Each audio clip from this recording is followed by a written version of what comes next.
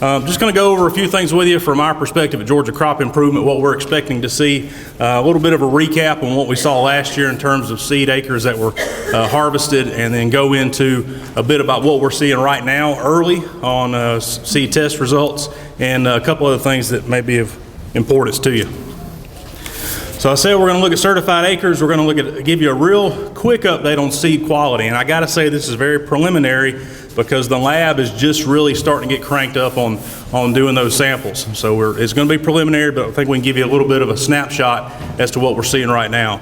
And then a couple of quick reminders there on plant variety protection and varieties which are patented. Those are always things we want to remind you about, so that if you have any questions, you'll know where to go get that information.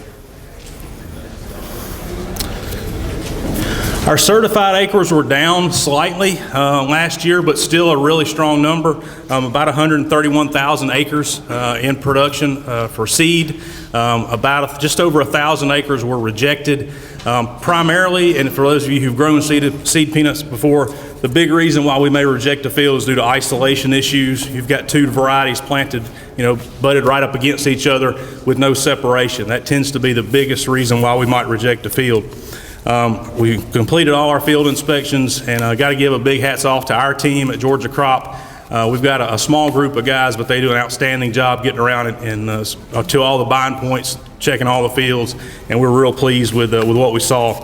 One thing that we've done the last couple of years, which hopefully is helping, a number of the companies have asked us to be sure to note whether a field is irrigated or not, and note conditions that we might see. That sometimes helps in making decisions when the time comes whether or not to save that seed. We also got around and visited all the bind points back in the fall, as we always do, and we were just very, very pleased with the staff there at all those facilities. Everyone is just doing a great job and been extremely cooperative from our perspective. As you might expect, Georgia 06G dominated the market in terms of seed production last year, with about 91% of the acres were in Georgia 06G. After that comes Georgia 09B, Tifton, and then you go on down from there. So 06 continues to be the lead dog there, and makes up about 91% of our seed acres. Real quick on seed quality. We were actually at the lab this week at the seed lab here in Tifton. We had a couple of meetings there, and so far what they're seeing at the lab looks really good. As of Monday, they had reported out about 300 lots of certified peanut seed. The quality right now is looking really good. Germination has typically ranged between 85 and 95%, which is really outstanding. We've seen a few lots here and there that fell off. Saw some with Aphilavis mold in a couple of lots, but overall right now, it's early, but things look really, really good.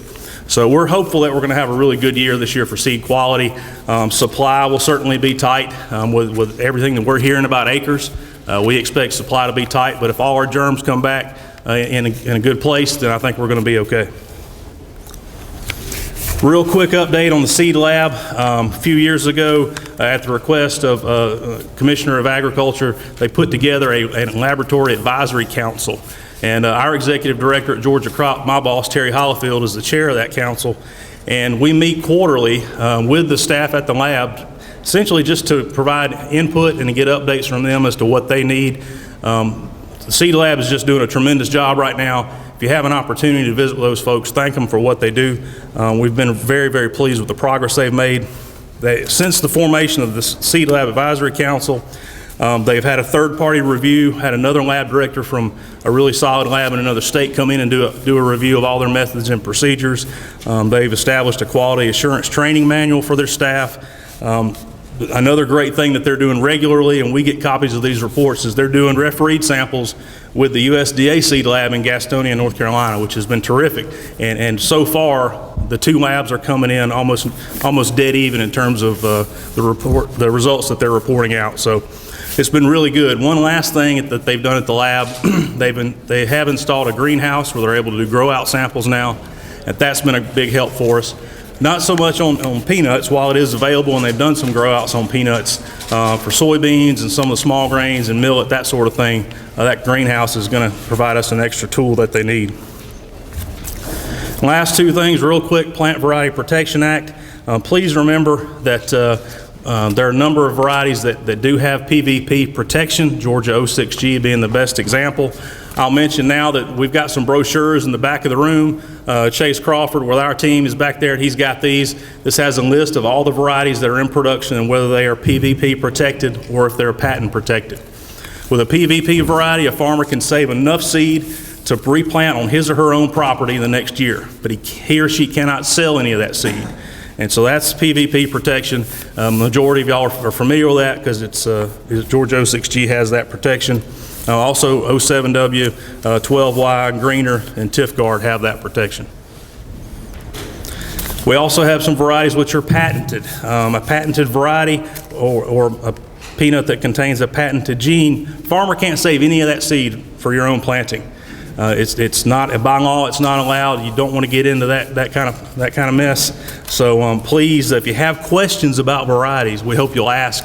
Most of your seed suppliers can certainly answer those questions, and we at Georgia Crop will be glad to answer those questions for you too. And when you consider the varieties that have come out the last few years, a number of which have the high oleic gene, which is a patented trait, you want to be sure that you're not getting in any trouble by trying to save seed that is patented or trying to sell seed that's PVP protected.